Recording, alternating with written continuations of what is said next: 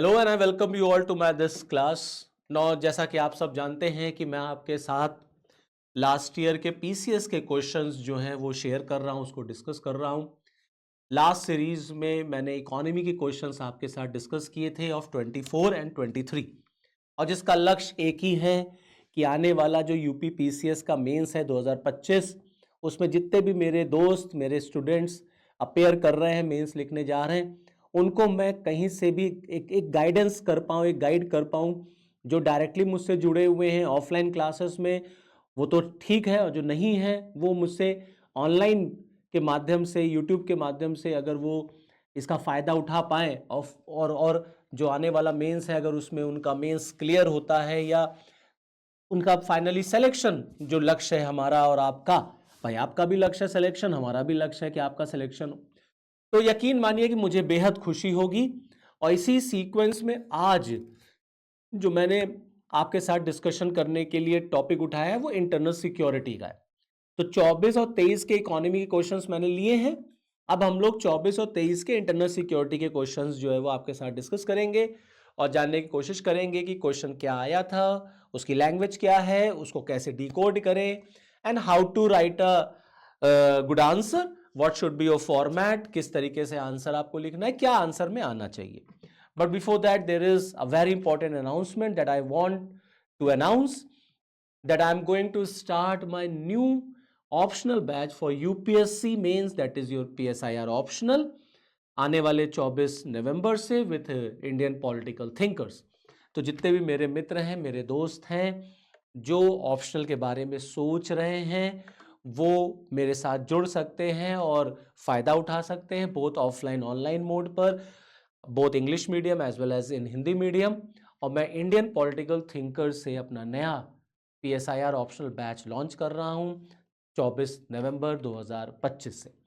तो चलिए फिर आगे शुरुआत करते हैं, इंटरनल सिक्योरिटी के क्वेश्चंस को देखते हैं कि क्या क्वेश्चन जो है वो 2024 में पूछा गया था। ना जैसा कि पहला क्वेश्चन अगर आप देखें तो ये जो पहला क्वेश्चन है, this question is that what is digital arrest. Digital arrest क्या होता है, and which are the state most affected by the problem of digital arrest in India. कौन से राज्य भारत में डिजिटल अरेस्ट से सबसे अधिक प्रभावित है, और भारत सरकार ने इस समस्या के लिए इस दिशा में क्या कदम उठाए। सिंपल सा क्वेश्चन है, कोई बहुत इसमें रॉकेट साइंस नहीं है। तो समझने की कोशिश करते हैं डिजिटल अरेस्ट क्या होता है। आप सब जानते होंगे, आप सबने नाम भी सुना होगा, आजकल बहुत चर्चा में रहता है डिजिटल अरेस्ट। क्लियर है, अक्सर अखबारों में भी आता रहता है, न्यूज में भी बना रहता है, टीवी पर भी आता रहता है, ऐड भी आता है, डिजिटल अरेस्ट डिजिटल अरेस्ट, हम लोग बहुत सुनते हैं डिजिटल अरेस्ट। डिजिटल अरेस्ट से रिलेटेड अक्सर अखबारों में आता है कि किसी डॉक्टर को, किसी इंजीनियर को, किसी प्रोफेसर को, किसी एल्डर पर्सन को डिजिटल अरेस्ट करके 2 करोड़ रुपए लूट लिए, 4 करोड़ रुपए लूट लिए। तो ये डिजिटल अरेस्ट क्या होता है? अरेस्ट तो सुना था, डिजिटल अरेस्ट कैसा? देखिए, वर्ल्ड डिजिटल है तो डिजिटल का मतलब है कि समथिंग ऑनलाइन प्लेटफॉर्म पे होता होगा। अरेस्ट करवा लिया, इसका मतलब है कि आप अपने ही कमरे में बंद हो जाते हैं एक तरीके से, उसी को डिजिटल अरेस्ट कहते हैं। तो ये एक नया तरीका है क्राइम का। जैसे जैसे टेक्नोलॉजी आगे बढ़ती है, जैसे जैसे टेक्नोलॉजी का एडवांसमेंट होता है, क्राइम भी नए नए रूप से सामने आता है। Crime also takes new forms as the technology goes on, as the technology increases, as the new technology comes, वैसे क्राइम भी अपने आप को बदलता रहता है। तो अब वो जमाना चला गया कि जब क्राइम करने का तरीका वो एक कन्वेंशनल होता था, चाकू लेकर के मार रहे हैं तो ये कर रहे हैं, वो कर रहे हैं।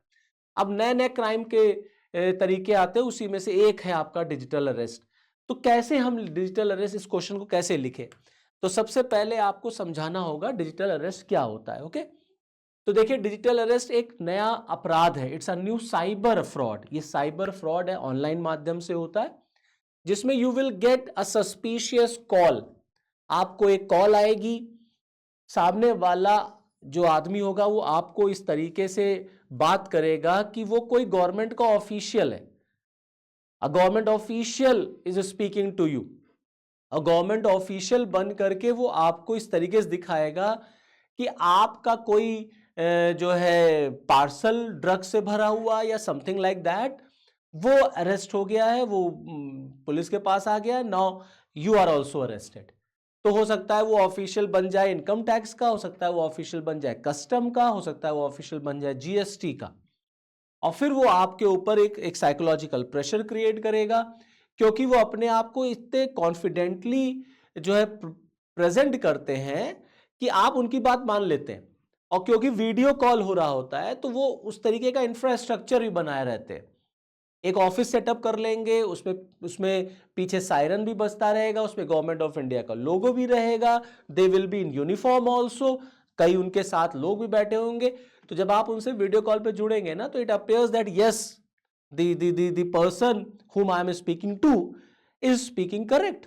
वो सही कह रहा है कि हाँ वो वाकई में गवर्नमेंट ऑफिशियल होगा और मैं ही कहीं पर जो है गलती कर गया होऊंगा मैं। तो इस तरीके से आपसे आपका जो है आधार नंबर मांग लिया, आपका अकाउंट नंबर मांग लिया, और वहां से हमने पैसे निकाल लिए, विड्रॉ कर लिए। तो एक नया तरीका निकाल लिया गया ठगी करने का, जिसको हम लोग डिजिटल अरेस्ट कहते हैं।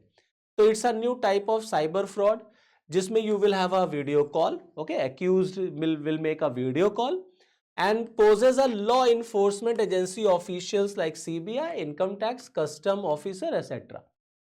तो इस तरीके से आपको अपने आंसर को एक्सप्लेन करना है। ओके, पहले वीडियो कॉल होती है, साइबर फ्रॉड होता है, नया साइबर फ्रॉड है। तो डिजिटल अरेस्ट के बारे में इंट्रोडक्शन आपको देना है। Now they give threat to arrest in the name of fake international parcels of the banned drugs.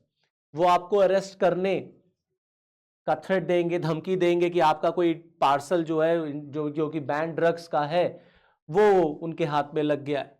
Now it is an organised economic crime operated by cross border crime syndicate. ये एक organised crime होता है, एक संगठित अपराध है। इसमें कई लोग शामिल होते हैं जो ज्यादातर क्रॉस बॉर्डर सिंडिकेट से जो है वो ऑपरेट हो रहा होता है।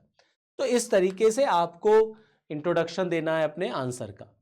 फिर अगर आप देखें तो किस तरीके से कोई आदमी फंस जाता है, ठीक है, तो वर्ड लिमिट के हिसाब से आप लिख सकते हैं, आप इसको भी अपने आंसर में ऐड ऑन कर सकते हैं। जैसे वो आपको एक वीडियो कॉल देंगे, they use studio modelled on police station and government offices while video calling victims. तो उनका जो स्टूडियो होगा वो बिल्कुल एकदम पुलिस स्टेशन जैसा लग रहा होगा, गवर्नमेंट ऑफिसेस जैसा लग रहा होगा, और उस पर वो वीडियो कॉल करेंगे। They will wear uniform to appear genuine, okay, uniform में रहेंगे। They play police siren also in the background, police की सायरन भी बजती रहेगी बैकग्राउंड में, फेक आईडी वगैरह यूज कर लेते हैं।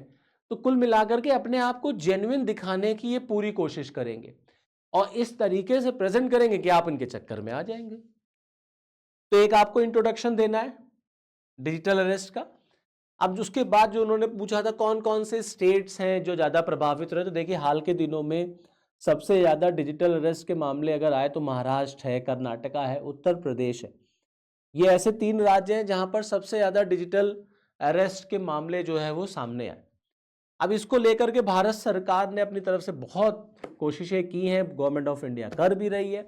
जैसे फॉर एग्जाम्पल अगर आप देखें तो क्या क्या काम सरकार की तरफ से किया गया, जैसे हम कैसे बच सकते हैं, more and more awareness, more and more education, जागरूक करना, इंसान को शिक्षित करना कि डिजिटल अरेस्ट में आप ना पड़े, ना फंसे, क्योंकि कोई भी पुलिस एजेंसी या सरकार की एजेंसियां वीडियो कॉल पर इन्वेस्टिगेशन नहीं करती, ठीक है। तो ये लोगों को बताना, खास तौर से महिलाओं को और एल्डरली पीपुल्स को, जो बुजुर्ग होते हैं, जो महिलाएं हैं, वो आसानी से इनके ट्रैप में आ जाती हैं। तो अवेयरनेस बढ़े लोगों में, एजुकेशन बढ़े लोगों में, तो हम इस समस्या को सॉल्व कर सकते हैं। वेरिफिकेशन प्रोटोकॉल का इस्तेमाल करना। वेरिफिकेशन प्रोटोकॉल मतलब कि आप मतलब हर चीज को वेरीफाई करें। अगर कोई आपको ऐसे फेक वीडियो कॉल आ रहा है या कोई ऐसे बात कर रहा है आपसे, तो आप उसको वेरीफाई करिए, ओके। एक इस तरीके से नहीं कि किसी ने आपको कॉल कर दिया बस आप तुरंत शुरू हो गए। साइबर सिक्योरिटी प्रैक्टिसेस, तो साइबर सिक्योरिटी से रिलेटेड जो भी प्रैक्टिसेस हैं हम उसको फॉलो करें। जैसे स्ट्रॉन्ग पासवर्ड रखें अपना, आसानी से कोई उसको ब्रीच ना कर पाए, ओके। और रिपोर्टिंग मैकेनिज्म, अगर किसी के साथ ये घटना घट जाती है तो तुरंत आप पुलिस को या तुरंत आप कंसर्न अथॉरिटी को बताइए कि आपके साथ ऐसा ऐसा हुआ है। तो अगर हम लोग इन स्टेप्स को फॉलो करें तो हम साइबर क्राइम से या डिजिटल अरेस्ट से बच सकते हैं और दूसरों को भी बचा सकते हैं। जहां तक रही बात सरकार की, गवर्नमेंट ने क्या क्या जो है कदम उठाए हैं, तो अगर आप देखेंगे तो भारत सरकार ने भी बहुत सारे कदम उठाए हैं। तो अगर हम गवर्नमेंट ऑफ इंडिया के स्टेप्स की बात करें तो आप देखिए भारत सरकार ने क्या क्या स्टेप्स उठाए। The ministry of home affair has set up the Indian cyber crime coordination centre. Very important जो आपको लिखना है कि भारत सरकार ने क्या क्या कदम उठाए। तो हमने I4C की स्थापना की है, Indian cyber crime coordination centre, as an attached office to deal with all types of cyber crimes in the country in a coordinated and comprehensive manner. तो सबसे पहला स्टेप भारत सरकार का establishment of I4C। Okay, Bharat सरकार ने, central government has launched a comprehensive awareness programme on digital arrest. Government of India लगातार awareness campaign चलाती है, न्यूज़पेपर्स वगैरह में आता है, डिजिटल माध्यम से आता है, टीवी में आता है, अलग अलग FM में आता है, अलग अलग प्लेटफॉर्म्स के थ्रू हम पब्लिक को अवेयर करते हैं। भारत के प्रधानमंत्री द ऑनरेबल प्राइम मिनिस्टर, उन्होंने भी डिजिटल अरेस्ट के बारे में बोला था मन की बात में। ओके, उनकी मन की बात की एपिसोड में उन्होंने बोला था डिजिटल अरेस्ट को लेकर के कि केसेस बहुत बढ़ रहे हैं। तो उन्होंने किस तरीके से आप डिजिटल अरेस्ट से बच सकते हैं, तो think, stop and react. Okay, ये उन्होंने एक नारा भी दिया था कि पहले आप सोचें, रुकें और उसके बाद फिर आप प्रतिक्रिया दें। ओके, फिर national cyber crime reporting portal हमने बनाया है भारत सरकार ने, financial cyber fraud reporting centre बना हुआ है, साइबर फॉरेंसिक लैब बना हुआ है, और अवेयरनेस के लिए देखिए साइबर दोस्त और संचार साथी पोर्टल भी बनाया हमने। ये सारे स्टेप्स गवर्नमेंट ऑफ इंडिया ने लिए हुए हैं डिजिटल अरेस्ट से बचने के लिए। तो पहला डिजिटल अरेस्ट क्या होता है, कौन कौन से स्टेट ज्यादा इफेक्टेड हुए जो उसने पूछा है, और उसके बाद गवर्नमेंट ऑफ इंडिया के जो भी स्टेप्स हैं डिजिटल अरेस्ट से वो आपको लिख देना है। So this is the answer. Okay, ये पहला क्वेश्चन आपका हो गया डिजिटल अरेस्ट पर। अब आइए मूव करते हैं सेकंड क्वेश्चन को, हम लोग देखते हैं कि सेकंड क्वेश्चन क्या था। नाउ सेकंड क्वेश्चन ऑर्गेनाइजेशन से रिलेटेड है। ओके, सेकंड क्वेश्चन जो इन्होंने पूछा हुआ है ये ऑर्गेनाइजेशन से रिलेटेड, और कौन सा ऑर्गेनाइजेशन है इसमें, that is Indian defence research and development organisation, that is DRDO। Okay, नाम सुना होगा आप सबने। कह रहे mention the role of DRDO in India security setup. Bharat की सुरक्षा व्यवस्था में भारतीय रक्षा अनुसंधान एवं विकास संगठन की भूमिका का उल्लेख कीजिए। ठीक है, तो आपको DRDO के बारे में बताना है। ये भी एकदम स्ट्रेट अवे क्वेश्चन है, तो बहुत ज्यादा इसमें भी नहीं है इशू। तो कैसे लिखेंगे, सेम DRDO का इंट्रोडक्शन दे देना है शॉर्ट में, और फिर DRDO भारत की सुरक्षा के लिए क्या क्या काम करती है, क्या उसका कंट्रीब्यूशन, उसको समझा देना है। ठीक है, तो अगर हम DRDO को स्टडी करते हैं तो आप देखें DRDO वाज फॉर्म्ड इन 1958। इसका इंट्रोडक्शन कैसे होगा, DRDO was formed in 1958 by merging the then existing technical development establishment of the Indian Army and the Directorate of Technical Development and Production with the Defense Science Organization। इनका merger करके DRDO बनाया गया था। किसका किसका merger, 1958 में DRDO बना था, किसका किसका मर्जर हुआ था, देखिए TDES का मर्जर, टेक्निकल डेवलपमेंट एस्टैब्लिशमेंट का of the Indian army, directorate of technical development and production इसका, विथ डिफेंस साइंस ऑर्गेनाइजेशन, तीनों को मिला के फिर एक संस्था बना दी गई जिसको हम लोग DRDO कहते हैं। Now DRDO is responsible for the indigenous design, development and production of state of the art weapon system required by armed forces. तो भारतीय सेना की सहायता करने के लिए DRDO रिसर्च एंड डेवलपमेंट का काम करती है। इंडिजिनस, घरेलू, कि हम अपने देश के अंदर किस तरीके से घरेलू वेपन्स को प्रोड्यूस करें और इंडियन आर्मी को सप्लाई करें, जिससे आर्मी इस देश की सुरक्षा कर सके। तो आपने अपने इंट्रोडक्शन में ही बता दिया कि DRDO कैसे इंडिया की सिक्योरिटी के लिए इंपॉर्टेंट रोल प्ले करता है। अब उसको कुछ एग्जांपल्स के साथ बता दीजिए, जैसे for example development of weapon and equipments, हथियार वगैरह बनाना। साइबर सिक्योरिटी में भी DRDO काम करता है। Technological solution, weapons and equipment development, integrated guided missile development programme, बहुत इंपॉर्टेंट, इसको जरूर लिखेंगे आप। Integrated guided missile development programme APJ Abdul Kalam साहब का ये ब्रेन चाइल्ड था। ओके, उन्हीं की ये इनिशिएटिव था, और इस इंटीग्रेटेड मिसाइल डेवलपमेंट प्रोग्राम के तहत बहुत सारी, देखिए, मिसाइल्स का डेवलपमेंट भी डीआरडीओ ने किया। जैसे फॉर एग्जांपल पृथ्वी है, अग्नि है, त्रिशूल है, आकाश है, नाग है। ओके, तो ये सब हमारे इंडियन आर्मी यूज करती है और फाइनली देश की सुरक्षा में इन सब का इस्तेमाल होता है। तो अल्टीमेटली डीआरडीओ कब बना, एक इंट्रोडक्शन और उसका क्या काम। तो सिंपल सा क्वेश्चन था ये दोनों क्वेश्चन जो मैंने पिकअप किए। चलिए फिर इस वीडियो में इतना ही, आगे फिर आपके साथ और इंटरनल सिक्योरिटी के मैं क्वेश्चंस लूंगा, जिससे आपको एक आइडिया लग जाएगा कि किस क्वेश्चन को हमें किस तरीके से अप्रोच करनी है। बट एट लास्ट चलते चलते फिर एक इंफॉर्मेशन आप सबके लिए, the new PSIR optional batch of mine is going to commence from 24th November 2025। मेरा नया PSIR ऑप्शनल का बैच 24 नवंबर 2025 से शुरू हो रहा है। मेरे सभी मित्र, सभी छात्र जो मुझे देख रहे हैं, सुन रहे हैं, जितने भी छात्र इंटरेस्टेड हैं, वो सब मुझसे जुड़ सकते हैं। दिए हुए नंबर पे आप कॉल कर सकते हैं, पर्सनली विजिट कर सकते हैं, इस बैच को आप ज्वाइन कर सकते हैं।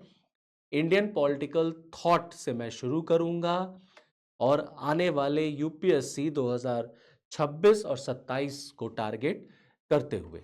चलिए फिर इतना ही। जय हिंद।